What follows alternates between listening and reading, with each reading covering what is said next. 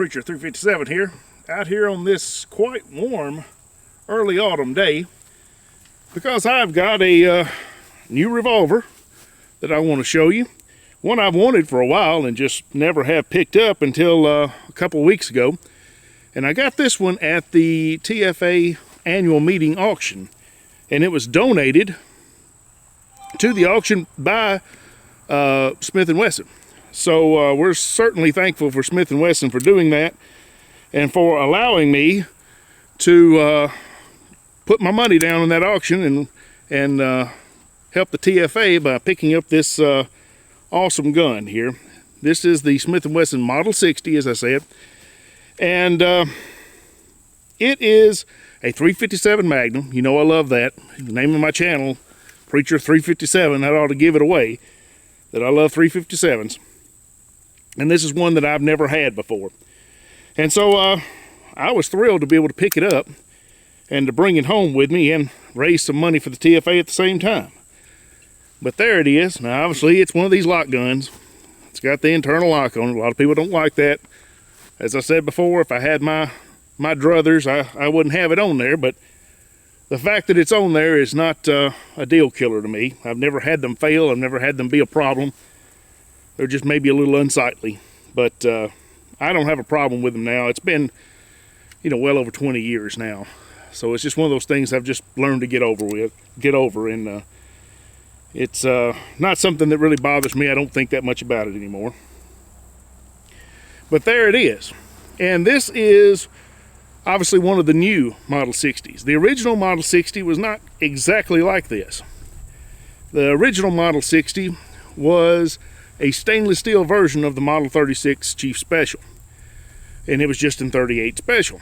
I don't have one of those obviously, but I do have a Model 36. And so this is what the original Model 60s looked like, except they were in stainless steel instead of blued carbon steel. But as you can see, if you compare these two guns side by side, the new Model 60s are a little beefier. They're a little bit beefier. They have the shrouded ejector rod there, and they've got a little bit longer cylinder to accommodate their 357 Magnum. A little beefier top strap on them, and that's because in 1996, Smith and Wesson went to the J Magnum frame. In fact, all the J frames went to that. Here's my 642 Smitty, as I like to call him, and you can see when you compare the two here that they're pretty much the same. Now this has a 1.875 inch barrel, which is what the Model 60 even originally had. But the new Model 60s have a 2.125 inch barrel, so another 1/4 inch added to the barrel length on them, which, it doesn't bother me a bit. I think a little bit extra barrel length is not a bad idea on a small gun like this. I think it's quite good looking in that barrel length by comparison. So I do like that change. They also come in a 3-inch. And I think they've even come in a 5-inch at times in a Target model. And there are models that have adjustable sights, whereas this just has the rear ramp. But this came out originally in 1965 as a 38 Special stainless steel version of the Model 36, and it was the first ever stainless steel gun. The first stainless steel revolver that was ever released. And of course the popularity of that led to all of the other different guns coming out in stainless steel not too long afterwards.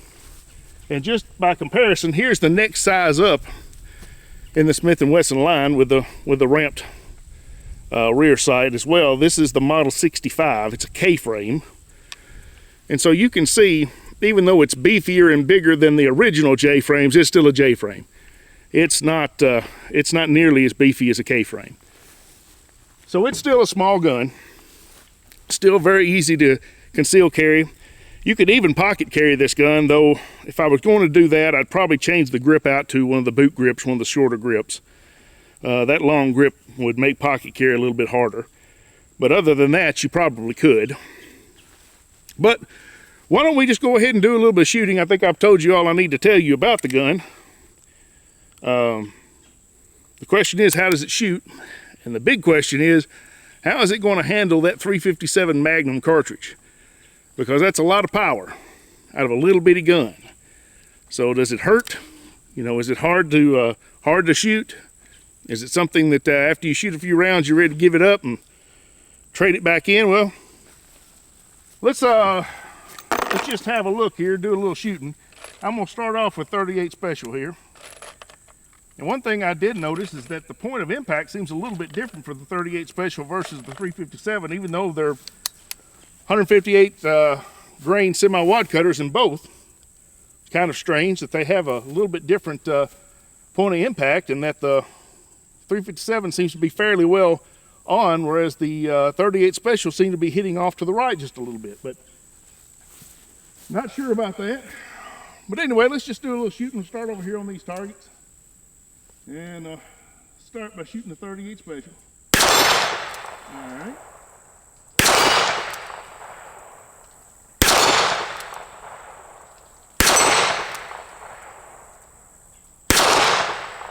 Oh! Missed that last one. Of course, we know we're going to have trouble with those small plates there out of a snub nose revolver. You know, anytime you get these smaller guns with smaller, shorter barrels, you get less sight distance there. You've got less barrel out in front of you to help you, less sight radius to help you line up your barrel with the target. There we go. I caught him a little bit.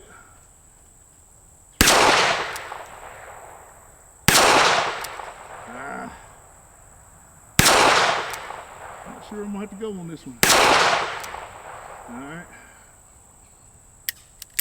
That's all she wrote. I may never hit that one. May try it with the 357, because I've got to make sure I keep my man card. I don't want to have my man card revoked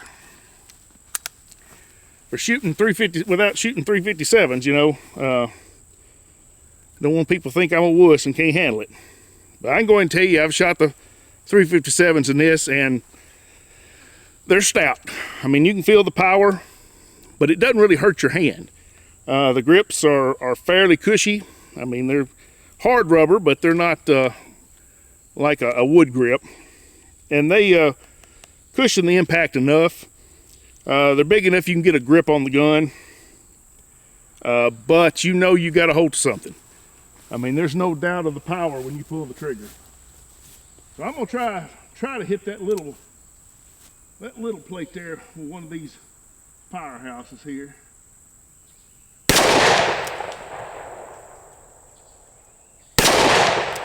Well, I can't even see where these are going. Well, let's hit the cowboy. See, it shoots pretty well straight on. Now that didn't hurt. That wasn't bad.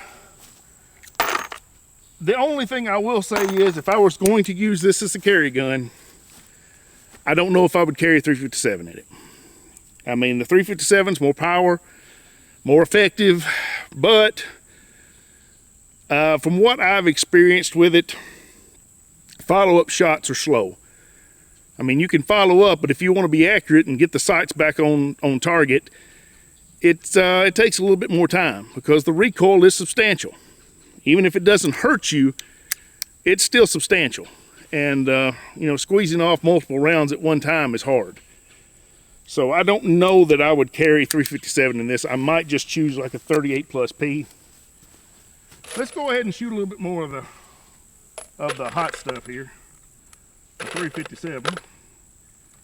I'm gonna go out here to 80 yards and 100 yards and just see what I can do out here. It is a pretty good shooting little gun, I will give it that. It feels really substantial in the hand. It doesn't feel like a tiny gun, you know, like the old 36 did or the 642. It feels like you've got more in your hand than what you probably actually do. But it's a little beefier than the 36. You can feel the extra weight. So it doesn't feel like it's just going to fall apart in your hand by shooting these big hot loads here. All right, let's try the one at 80 first. I usually start at 100. Let's try the one at 80 first. No. I can't see where I'm going. I'm gonna bring it down a little bit. Still can't tell where I'm going.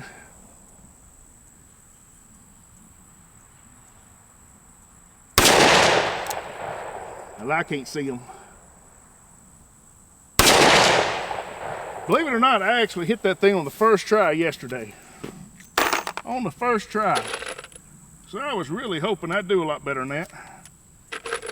But I'm not seeing dust kick up, and so I'm assuming I'm holding high. Because I even brought it down a little bit and still didn't get it. But let's try out here at 100. Let's try out here at 100. All right, I heard that one. Yep, didn't hear that one. Heard that one. Heard that one. Yeah. Well, not too bad. Hit a gong out at 100 yards with it, with a little snub nose. Let's go back to the 38 special again. I'm gonna try one more time to hit this little plate. See if I can do it.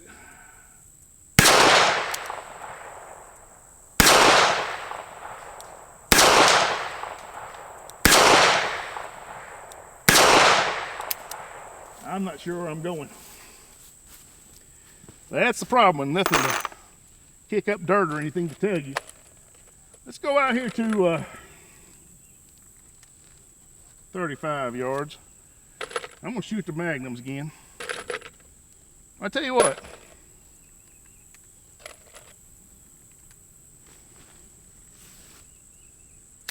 I'm gonna shoot a couple of the 38 special and then a couple of the 357 and see if you can see the difference in recoil maybe. And I'll just go back over here to the gong at 100. First two should be 38s.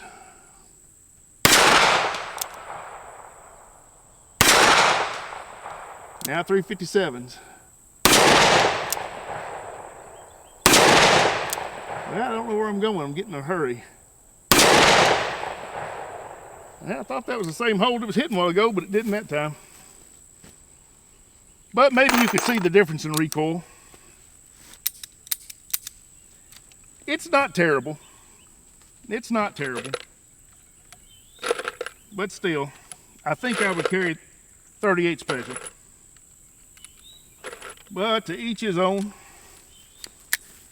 If you feel like you need 357, then by all means.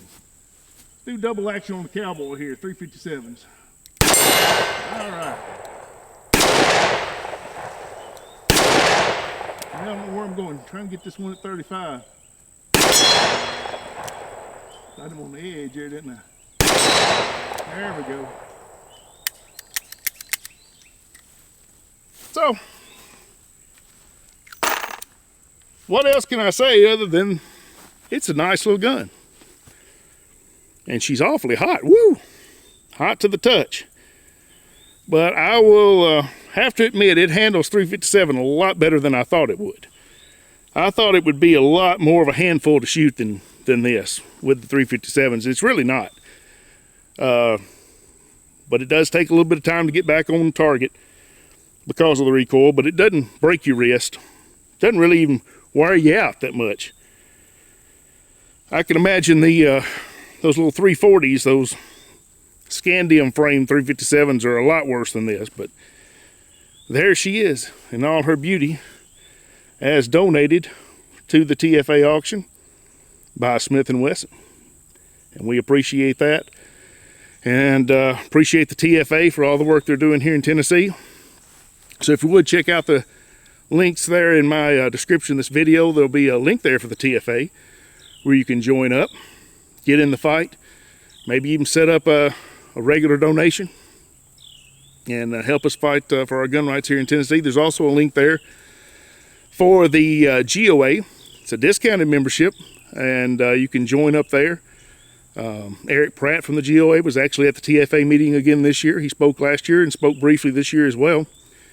And got to speak with him again, and appreciate all the work the GOA is doing as well. So if you would, check out those links in the description, click those links, join up, and give us a hand in fighting for our gun rights. If you live in Tennessee, especially the TFA. So anyway, guys, appreciate it. God bless you. Y'all take care of yourselves. We'll see you next time.